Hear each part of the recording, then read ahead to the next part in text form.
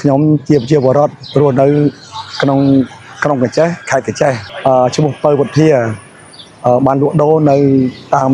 ជួរមាត់ទន្លេដែលមានគេចាក់កស៊ូអ៊ុតកស៊ូលើខ្នល់ជាតិនេះខ្ញុំមានចិត្តសប្បាយរីករាយណាស់ដែលមានផ្លូវស្អាតខ្ញុំអរណាស់ដែលមានផ្លូវស្អាតដែលអាជ្ញាធរបានកសាងផ្លូវបានស្អាតស្រឡះនៅក្រុងកញ្ចេះសឹង100%ហើយមានការអភិវឌ្ឍច្រើនណាស់រីកចម្រើនច្រើនណាស់តាំងពីខាងក្រោយខាងអីហ្នឹងមានផ្លូវចាក់បេតុងក៏ស្អាតដែរសឹងគ្រប់ទីកន្លែងទាំងអស់ជាចុងក្រោយនេះខ្ញុំសូមជូនពរ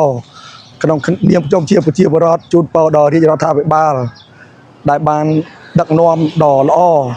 បានឲ្យកសាងផ្លូវកសាងរចនាសម្ព័ន្ធទូទាំងក្រុងកញ្ចេះនេះបានល្អស្អាតហើយខ្ញុំសប្បាយរីករាយនិងសាទរជាទីបំផុតគ្មានអ្វីប្រៀបទៅបានទេបាទសូមអរគុណដល់រាជរដ្ឋាភិបាលបញ្ចប់នេះខ្ញុំសូមជម្រាបលា